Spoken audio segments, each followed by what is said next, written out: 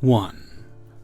I'm not sure how clearance works for other stores, but for Big Southern Department, it is usually 40% off the last price marked in red. This means that same style clothing can be marked slightly different based on color, because the stock of one color was in the store longer than the others, so its shelf life will show up cheaper than other colors. People get annoyed by this all the time, which is understandable, and it is hard to explain it to them, but usually they don't mind paying the other $1 or $2 difference since it is on clearance price anyway. Cut to this lady who we will call Sunday Bargains. Sunday Bargains comes up to my register with several clearance dresses that are the same style but different colors. I ring them up, not really paying attention to the prices until she interrupts. Why did only one dress ring up $7.99? Sure enough, I check the last marked price, and only the yellow dress is $7.99. Because it was marked down lower than the others, which were $99 on their last marked price. I try to explain to her that because the yellow dress was lower, it was most likely in the store longer than others. Kind of weird, but that's how clearance works. She is not having it. That makes absolutely no sense. I want to talk to a manager, and I'm going to be documenting this and sending it into corporate. What's your name? You're not even wearing a name tag. Clearly you do this shady stuff all the time if you don't want anyone knowing your name. Okay, lady, never mind, I had forgotten my name tag in my purse and was going to just put it on at lunch. So I get the manager for her, and at first when I'm explaining it over the phone, the manager accidentally hangs up. This drives Sunday Bargains wild. So she hung up on you. I'm adding this to the report. Once the manager comes, she explains it the same way I did, and even lets Sunday Bargains see how the dresses ring up in our system. They're all the same dress. They all need to be $7.99. Let me talk to the manager. I am the manager, ma'am. If you would just let me talk, I'd be happy to explain it to you again. Well, I'm reporting this to corporate, and your name is going in. I am through with this store after this. She is taking pics on her phone and filming to make sure she quotes me correctly in her report. At this point, my manager just calls her out for being really aggressive, and how she needs to calm down and actually let her explain the store policy. I wander off to help more customers, and when I return, Sunday Bargains has a smile on her face and says thank you before leaving without the dresses. Not sure what happened, but jeez Louise, all that fuss over $2. Not to mention we had a 10% off clearance coupon, so she would have been getting all of them, including the cheaper one, for $1 less. I can understand the frustration over not knowing store policy, but this lady was looking to make a scene over something so simple. Glad we didn't change the price to appease the harpy anyway. Any of our other managers would have.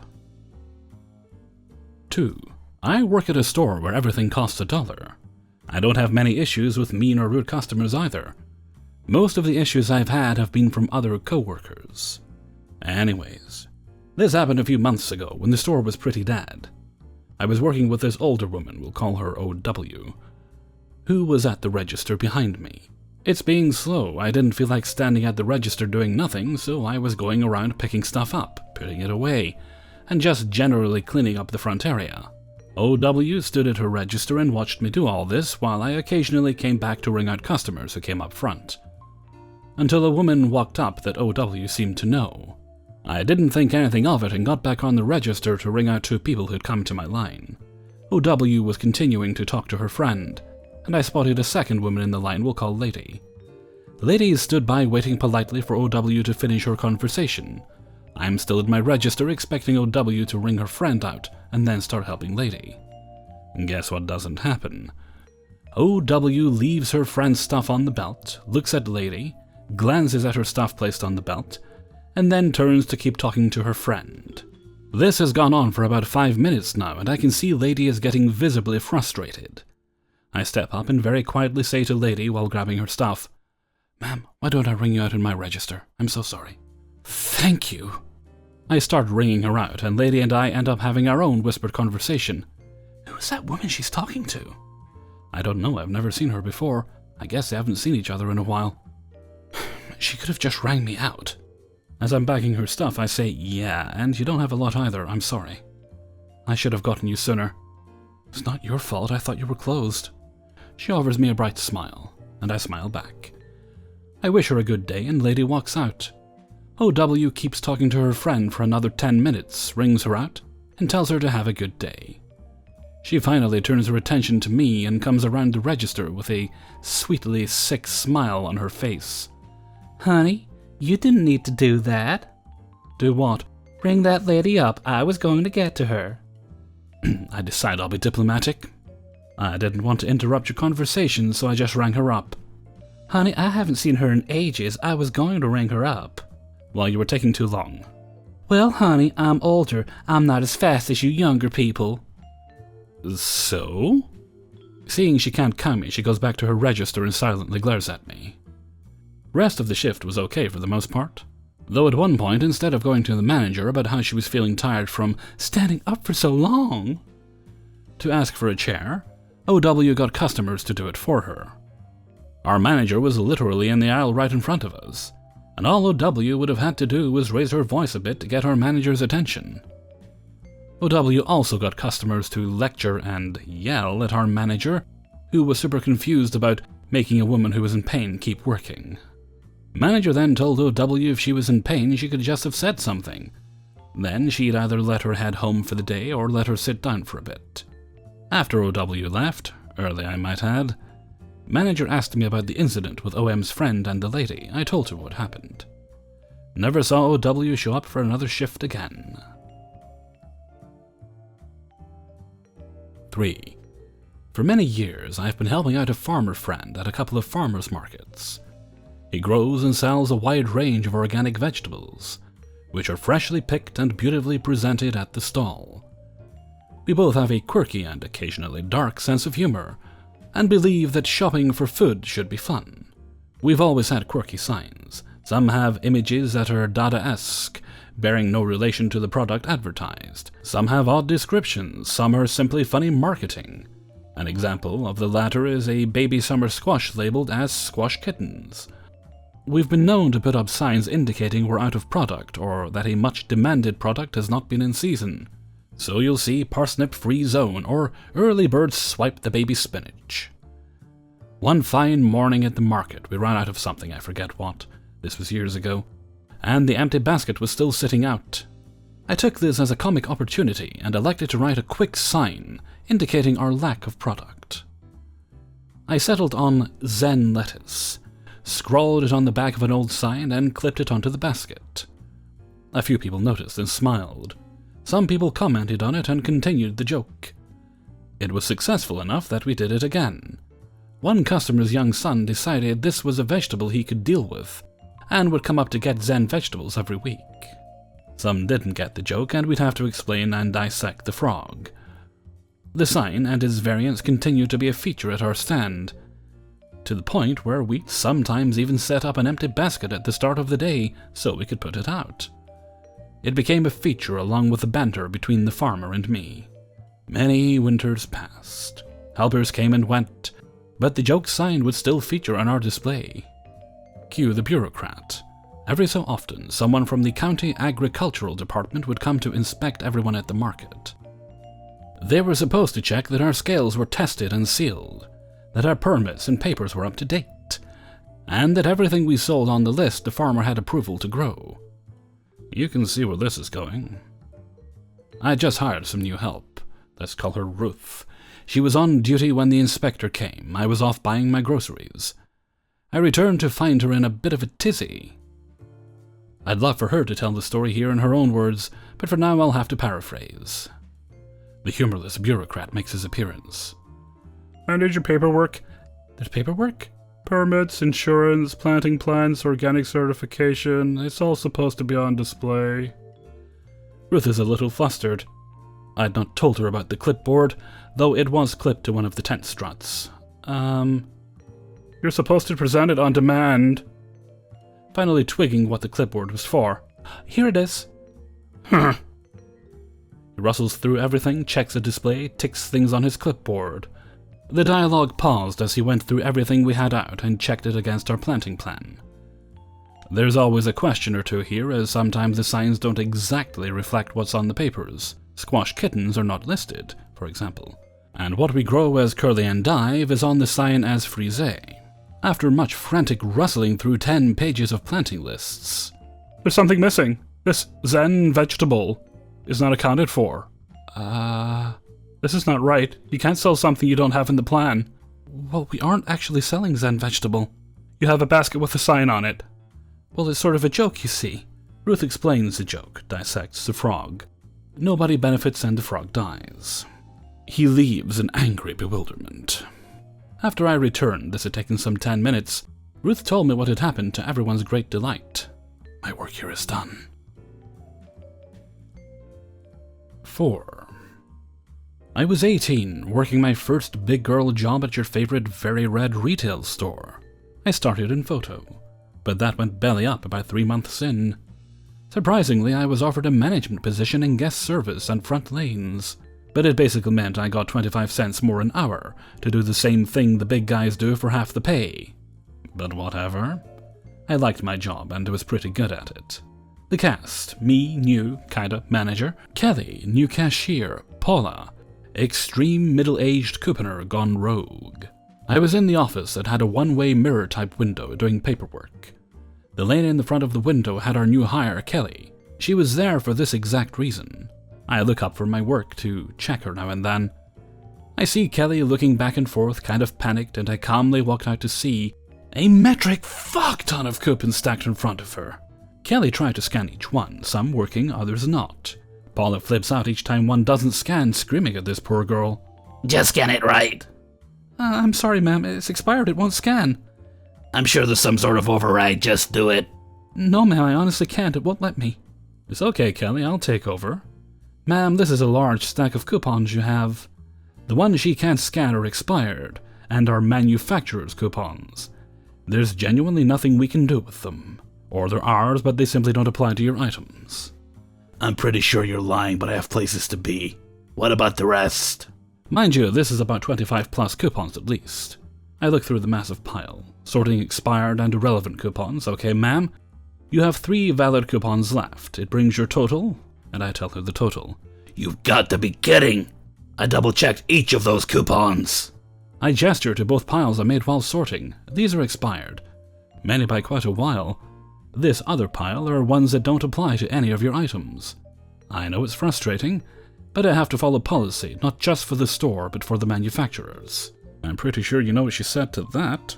Ma'am, I am the manager. That's why I came out here to sort this out. I don't believe you, you're just a kid. Give me the real manager. I gesture to my name badge. I am indeed the manager of the front end. She doesn't know what her acronyms for managers are. I don't want to be rude, but we cannot accept these coupons. I have to throw the expired ones out, but you can keep the others in case they apply to other items in the future. Fine, just let me pay so I can leave. And keep your coupons. I'm never shopping here again. Aw, darn it. I finished the transaction, trashed the mountain of coupons, and turned to my newbie. This doesn't happen often, half-truth, but I don't want to spook her. But if you ever feel sketchy about something like this or anything else, flip your light on and stall them. I'll run over right away, okay? Kelly nodded, and I gave a quick side hug, then a thumbs up. I believe she stayed there till the place closed down. Great gal. Of course, her threat of never coming back was a lie.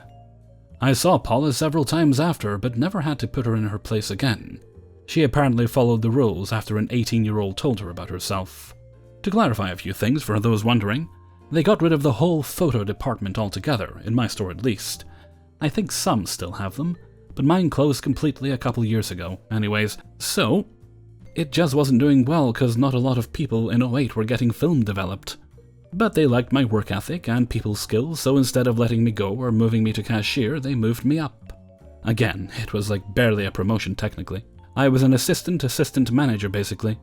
I made like $8-ish an hour, but don't think that means they didn't overwork me and task me with many things above my pay grade, like this. Because they absolutely did, let me tell you.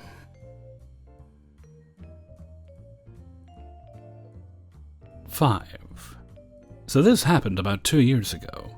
I don't remember the exact words that were used during the confrontation, but I'll still give you a pretty good idea. After graduating uni, I had a lot of trouble finding a job in my sector. This was before I went back to school to study to become a teacher.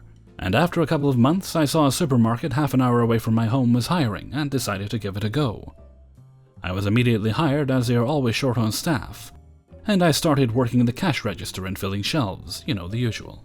One day a woman walks up to me while I'm restocking crisps or something, asking me about a specific brand of milk. I don't remember which brand it was, only that it's not something that we had a lot of because of rather low demands. I follow her to the dairy aisle. Indeed, the brand of milk she wanted wasn't there. Now, I hadn't been working there for long, so I wasn't really sure whether we still had some in the back or not. So I asked her if she was alright waiting a few minutes while I went to ask a manager. She was a bit irritated at the wait. She looked to be in a hurry, but agreed. I went to a manager, and she told me that we had indeed run out of that brand of milk, and that while the delivery truck could arrive any minute, she wasn't 100% sure when it would arrive. There'd been some kind of traffic jam on the way. And she also wasn't sure if that specific brand of milk would be in that delivery, or in the one that was scheduled to arrive the next morning, or a few days after that. Seeing as this was a rather low-demand product, apparently it could take a few days for a new delivery to be made. So I go back to the woman and tell her exactly what the manager told me, adding that I could ask the whole decide a bottle, or 2 or 3, how many she needed, for her the next morning, or any other day that she could just ask for them at the area where we sold cigarettes and flowers, as there was usually at least one manager or senior store worker working there. I also added that if this were a problem, she could just call the store to ask whether the milk had been delivered already or not, in order to save her an extra trip to the shop. What kind of service is this? You always have this brand of milk. You should go look in the back, there's probably still a bottle there. My manager said we're all out, but I'll go and take a look just to be sure. It's always possible we missed it. I went to take a look, and there really weren't any bottles left. I returned to the woman and tell her we're out, but that there would be a new delivery of her milk the next morning or in a few days. There should be. So you're not really sure? Ma'am, I'm just repeating what the manager told me, so yes, there should be a number of bottles coming in soon. But because of the rather low demand, it's always possible it takes a few more days. I can tell you that this brand has not been discontinued, so yes, we should get some bottles tomorrow or one of the next days. Well, since you're not able to get me any milk, can you please get me the brand of milk that resembles the one I want the most? Because that's the least you can do after wasting my time like this. Now, like I said, I hadn't been working there long, plus it was a store that sold a lot of products I'd never heard of, like that specific brand of milk. So I told her I didn't know, but I would go get someone else whom I knew had been working in the store for several years and knew way more about the products than I did. The woman then suddenly starts poking her finger in my sternum, forcing me back a few steps while she lays into me, calling me a stupid cow, lazy kid, someone who doesn't know what she's doing, and how it's a disgrace that they allow people like this to serve customers. Well, I got that she was probably annoyed that her specific brand of milk was not available, and that I wasn't the most knowledgeable person working there. I wasn't just going to let her insult me like that. So I said, amidst her continuous ranting about my incompetence, that I would get someone else to help her, turned around and walked away. Later, one of the other co-workers came up to me and said that this lady apparently always gives the co-workers a difficult time, and that I shouldn't think too much of it. Hey everybody, Hellfreezer here, and thank you very much for listening to Adventures in Fast Food and Retail, number 63. And thank you very much to everybody who allowed me to use their stories in this video. I'd like to say also thank you to everybody who, for all their birthday wishes over the past week or so. Much appreciated. And thank you to those of you who joined me on the birthday stream. I had a nice relaxing time. I'm blanking right now on exactly what we did. I think we just played games. My birthday was actually quite mellow, which is just the way I like it. I did get myself some treats, however. I bought the Anno Dracula series of books, which is a series of books I love, but I didn't own any physical copies of the books. I just had the audiobooks, because I get through a lot of books that way. But I thought, you know what, it would be nice to own actual copies I can read, so just, you know, because you don't always want to listen, sometimes you just want to read. So now my Anno Dracula collection is almost complete, one more due to arrive, and that will remain complete until near the end of the month, when the next book comes out, in which case I'll have to get that one as well. And I also got, it was one of Stephen Fry's, it was his second autobiography. I'll likely get the other ones as well, but I'm not in a rush for those. The second one's the best one. I also took the opportunity, because I saw them going for quite a good price. I got some DVD box sets. I got Father Ted, Blackadder, and the Jeremy Brett version of Sherlock Holmes. Went for the DVDs over Blu-rays, because some of them were available in Blu-ray, but I think with certain things, because the upscaling these days is actually quite good when you pop a DVD in, you're not really gaining anything if you go for the Blu-ray. Like, for example, the Sliders DVD set. I bought that a few months back, and I got the DVD over the Blu-ray. It was cheaper, but also when you kind of watch a comparison of what the quality looks like, you're not really gaining much because it's old enough that it wasn't really filmed to be in HD anyway. So it looks pretty good with the DVD. Plus that lets me start building up my physical media collection as well, because I think it's always good to have physical media as well as the streaming stuff. Okay, I'm going to stop yammering on for now, so until next time, thank you very much for listening, and take very good care of yourselves.